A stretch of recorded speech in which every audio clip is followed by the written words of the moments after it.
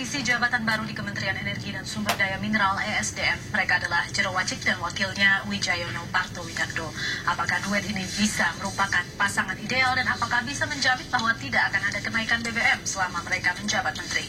Sudah hadir di studio saat ini Menteri ESDM Jero Wacik dan Wakil Menteri ESDM Wijayono Parto Widardo. Selamat sore, Pak Jero. Selamat sore. Selamat sore, Pak Wid. Terima kasih sudah hadir di sini. Ya. Saya ke Pak Jero terlebih dahulu. Banyak yang meragukan kemampuan Anda begitu mendengar nama Anda muncul sebagai Menteri ESDM. Dan memang kalau dilihat dari background Anda, lulusan Teknik Mesin dan FEUI, 7 tahun menjabat Menbudpar, tapi Anda katakan Anda confident. Apa yang membuat Anda confident? Saya membaca, saya mengikuti komentar para pengamat ya, yang meragukan saya. Saya orang yang low profile ya. Jadi 2004 juga saya diragukan. Mengapa Jero Wacik jadi Menbudpar gitu. Tahun 2004 diragukan karena saya insinyur mesin ITB, kok menjadi Menbudpar, apa bisa ngurus kebudayaan, ngurus pariwisata. Waktu itu saya sama perasaan saya, terus saya bertekad untuk saya jawab dengan kerja. Ya, saya kerja. Akhirnya setelah 7 tahun ya insinyur mesin ITB bisa menyelesaikan tugas-tugas kebudayaan yang sulit juga. Mendekati budayawan itu sulit tapi ternyata bisa. Menurut saya, nah sekarang jadi Menteri ESDM. Tentu ini amanah dari Bapak Presiden, ya, saya harus bekerja keras. Sebetulnya sekarang saya kembali ke habitat saya. Aslinya kan di situ sebetulnya. Saya dulu 18 tahun bekerja di United Tractor, alat berat. Urusan saya lah batu bara, timah, nikel, ya. Jadi sebetulnya sudah biasa itu ngurusin itu dulu. Ya. Kemudian akhirnya ngurus hotel di Bali, bikin villa-villa, terus hanya pindah ke jurusan pariwisata. Jadi sebetulnya begini, kalau kita mau kerja keras, mau belajar, mau bertanya, mau menggerakkan semua orang, ya bisa. Kemudian saya menjadi confidence karena ya sudahlah kita bekerja dan memang yang berat kan waktunya yang 3 tahun. Ya. Saya bertekad 3 tahun harus banyak menghasilkan capaian-capaian. Rakyat menunggu memang hasil kerja kami. Ya, ini baru hari pertama, kemarin saya sudah habis sertijab langsung saya rapim malamnya. Saya merasa ya siap mental saya untuk bekerja. Tetapi kan saya mengharapkan juga masyarakat sabarlah sedikit. Okay. Gitu ya. Baik, berikan kesempatan gitu ya. Okay. Baik, saya ke Pak Wid, belum punya rencana potong rambut, Pak Wid? Kalau potong rambut itu saya tiap 2 bulan potong rambut, Mbak. Cuma kalau panjang lagi ya jangan salahin saya. Panjang lagi kok. Ya nanti dipotong lalu pendek lagi, nanti panjang lagi gitu lah. Kalau lagi pas panjang ya kemarin ada sibuk terus terang aja ya. Oh jadi ini sudah termasuk yang panjang ini ya? Ya ini udah ya termasuk agak panjang. Okay. Saya sering naik gunung, makanya orang naik gunung kan biasanya rambutnya agak panjang. Anda masih sempat naik gunung setelah jadi wakil menteri? Belum, mau sih sebenarnya. Saya sebenarnya mau ke Gunung Gede, tapi karena sibuk sekarang ini ya ditunda. Dan nanti minggu ada pertemuan alumni 70, jadi wah gak enak juga. Kapan Anda pertama kali tahu bahwa Anda akan menjadi wakil menteri ESDM? Respon Anda saat itu? Enggak, saya ditelepon sama Pak Hatta ya. Kebetulan Pak Hatta tuh murid saya dulu ya. Dia telepon, Mas, aku minta CV, tapi ini belum jamin loh Mas, ya cuma diminta CV aja. Tadinya saya hari Minggu tuh mau ke Bali karena ada seminar tentang renewable energy ya. Tapi karena Pak Hatta tuh minta CV ya saya mundurin aja ke Senin gitu loh. Siapa tahu saya dipanggil gitu, tapi masih belum tahu malam Minggu itu.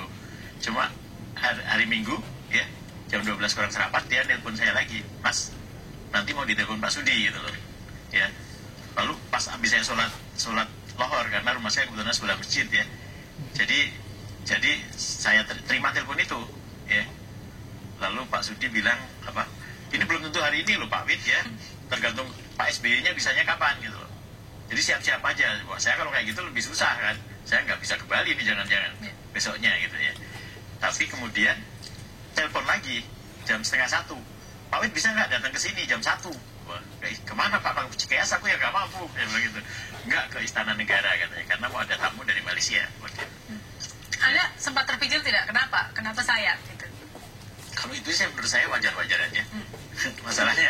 Masalahnya ya saya dulu di ITB juga pernah ikut leadership training course istilahnya ya, tahun 73 sama Pak Fadil Muhammad sama Pak Daryatno di sekarang di Komisi 7 di Energi juga. Kami itu waktu itu ya banyak diceramai ya dengan tokoh-tokoh politik waktu itulah, Pak Kosmas Batubara, Pak Arban Tanjung ya, lalu ada Mas Nurkolis Majid, ada Pak Sujatmoko dan sebagainya. Lalu kita pikir sebaiknya nih orang ITB itu jangan hanya bisa teknik aja gitu loh, harus ngerti yang non teknis, karena ternyata orang yang non teknis itu lebih di atas gitu loh waktu itu. Lalu akhirnya begitu saya dapat beasiswa ke Amerika, saya memang awalnya ngambil petroleum engineering, tapi sudah itu saya ngambil industrial engineering, lalu saya ngambil economics gitu. Nah, kebetulan istri saya juga orang ekonomi UI gitu. Jadi ini dua-duanya sepertinya confident. Kita akan bahas di segmen berikut. Nanti BBM akan naik tidak saat Anda menjabat. Pemirsa tetaplah bersama kami di Metro Hari.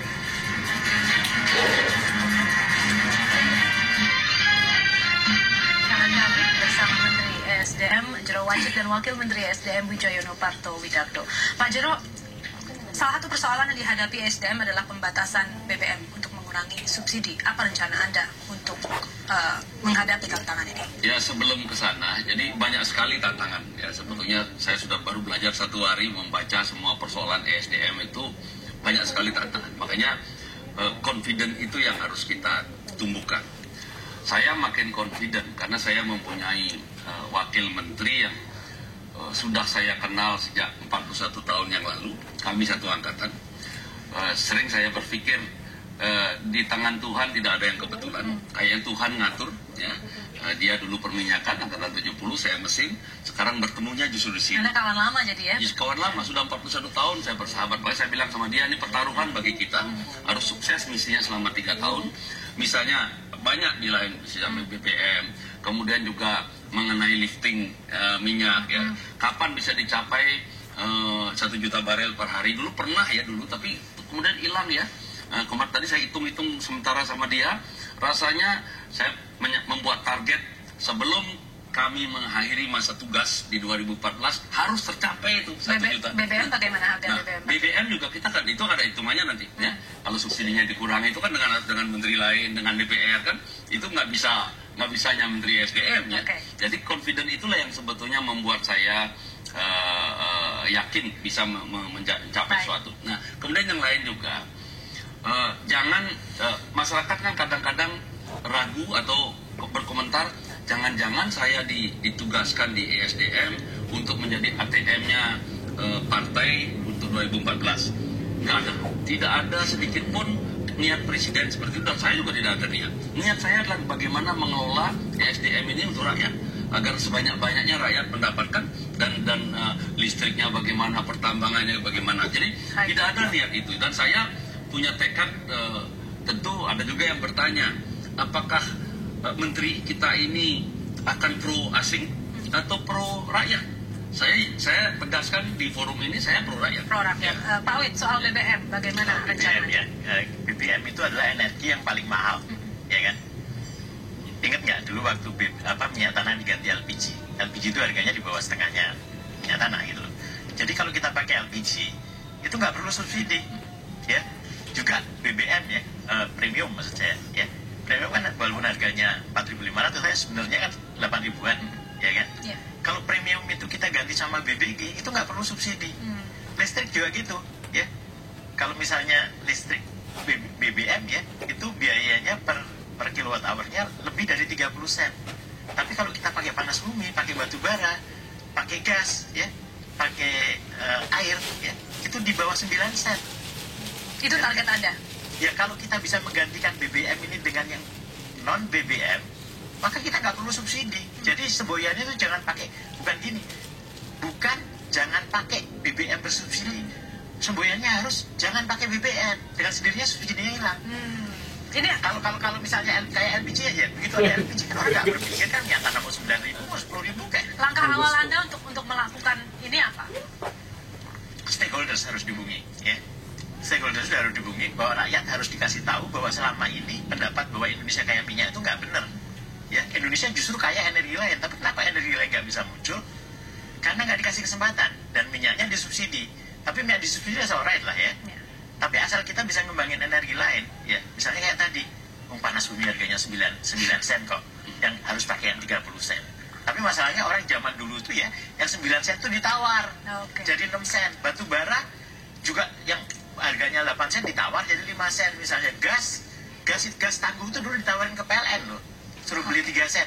PLN nggak mau beli, maunya beli 2 sen. Kenapa? Karena batu bara harganya 2 sen. Pak, harus saya potong di situ, kita harus azan maghrib. Nah, jadi nanti beliau yang bagian ngitung detailsnya itu, saya bagian mengambil keputusan. Oke, ini sepertinya duet yang cukup serasi begitu ya. Saya belum ngomong tentang berpikir positif. Waktunya sudah habis Pak Wid, nanti saya berikan kesempatan di tempat berikutnya. Terima kasih Pak Jero, Pak Wid, selamat bertugas. Jadi yakinlah kita kompak sekali. Yakinlah pada Ya, duet alumni ya. ITB ini ya. Baik, terima kasih. Dan pemirsa MHI kembali saat lagi setelah azan maghrib untuk wilayah DKI Jakarta dan sekitar.